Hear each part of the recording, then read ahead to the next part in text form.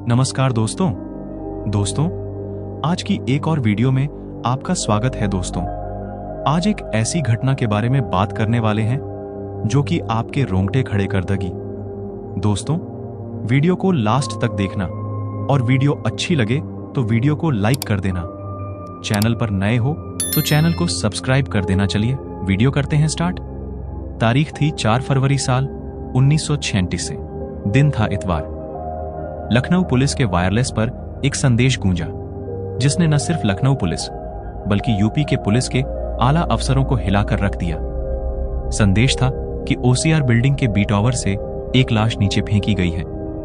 विधानसभा से चंद कदमों की दूरी पर ओसीआर बिल्डिंग हुसैनगंज थाना क्षेत्र में है, जिसमें विधानसभा और विधान परिषद सदस्यों को आवास आवंटित किए जाते हैं। ऐसी वीआईपी बहुखंडी बिल्डिंग में लाश की सूचना पर तत्कालीन एसएसपी सूर्य कुमार शुक्ला तमाम दूसरे पुलिस अधिकारियों के साथ आनन फानन में मौके पर पहुंच गए। लाश झूठ के बोरे में थी। बोरा ऊपर से नीचे गिरने से फट गया था, जिससे लाश के कुछ अंग बाहर दिखाई दे रहे थे। दारोगा ने जैसे ही बोरा खोला, अधिकारियों के चेहरे से हवाइयां उड़ने लगीं। लाश का सिर गायब था। वह सिर कटी लाश थी। करीब 1 घंटे की छानबीन के बाद पुलिस इस नतीजे पर पहुंची कि लाश 7वें तल की बालकनी से नीचे फेंकी गई थी। लाश पुरुष की थी, जिस्म पर पैंट और शर्ट थी। पुलिस को उसकी जेब से सिवाय एक रूमाल के कोई ऐसा साक्ष्य नहीं मिला जिससे लाश की पहचान हो पाती। पुलिस ने आसपास काफी तलाश की, लेकिन लाश का सिर पुलिस को नहीं मिला। खून के निशानों के सहारे पुलिस इस नतीजे पर पहुंची कि लाश को फ्लैट नंबर 706 से खींचकर बालकनी तक लाया गया था। फ्लैट के गेट पर सफाई के बाद भी पुलिस को खून के कुछ निशान मिल गए, लेकिन फ्लैट नंबर 706 में ताला लगा था। हुसैनगंज पुलिस ने कागजी कार्यवाही पूरी कर लाश को पोस्टमार्टम के लिए भेज दिया।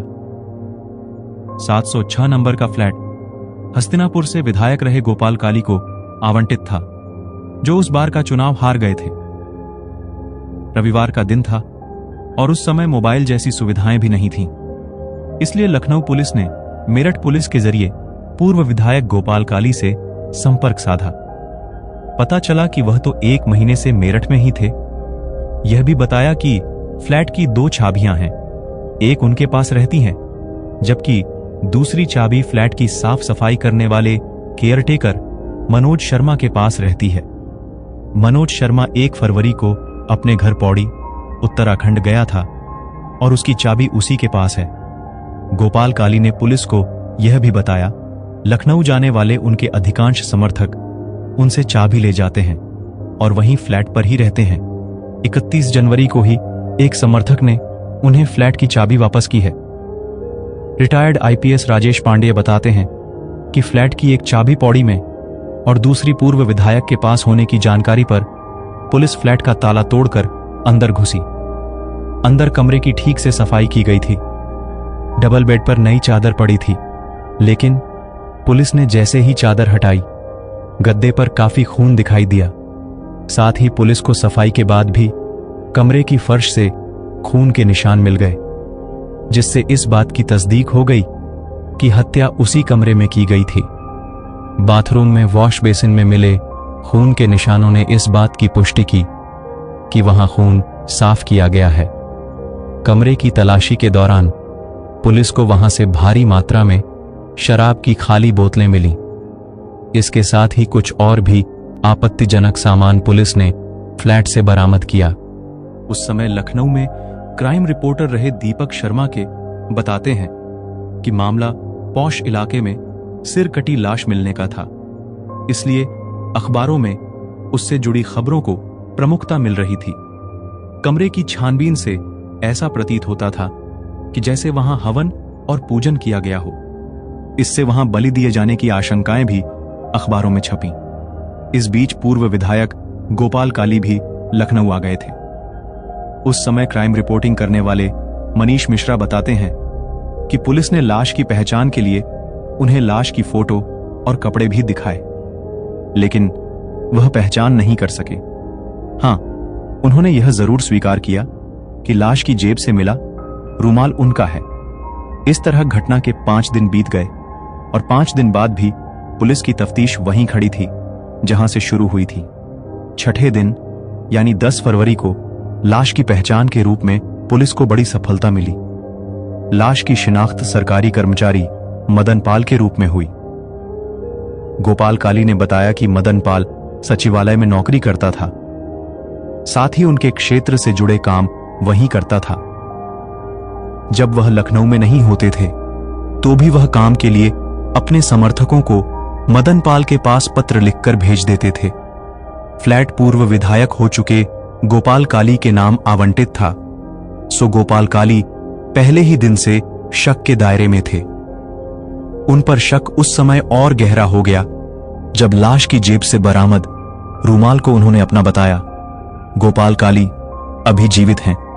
उन्होंने हमसे बातचीत में बताया कि समाचार पत्रों के साथ पुलिस की शक की सुई लगातार उन पर और उनके एक विधायक मित्र पर, जो कि बाद में एक राज्य के मुख्यमंत्री और केंद्र में भी मंत्री हुए, उस पर थी। रोज अखबारों में उन दोनों को लेकर खबरें छप रही थीं।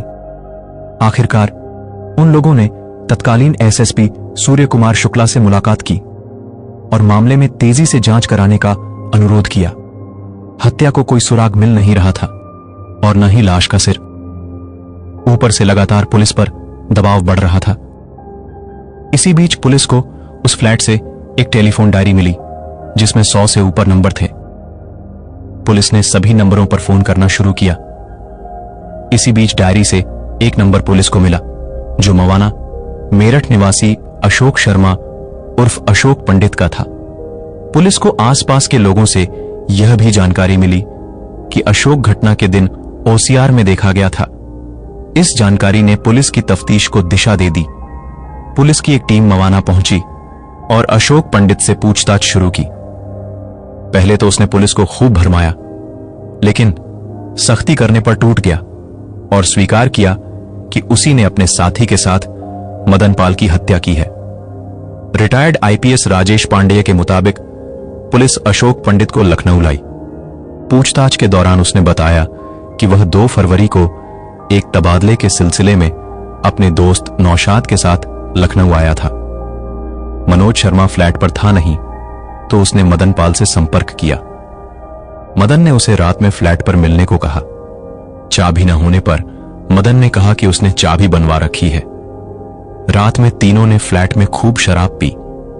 इस दौरान अशोक शर्मा ने मदन पाल को दलाल कह दिया, जिस पर मदन ने उसे थप्पड़ मार दिया।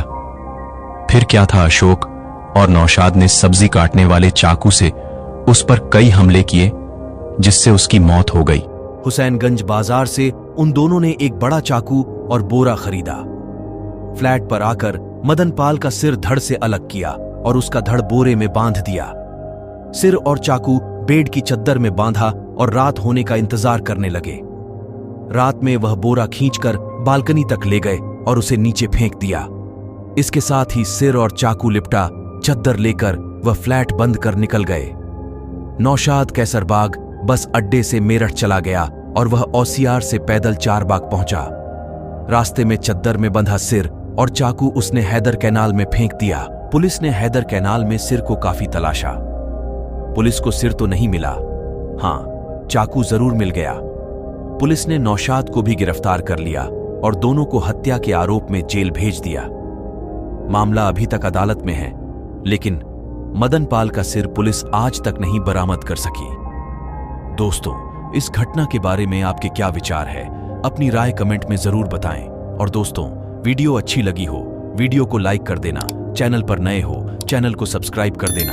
मिलते हैं दोस्तों अगली वीडियो में, तब तक के लिए धन्यवाद।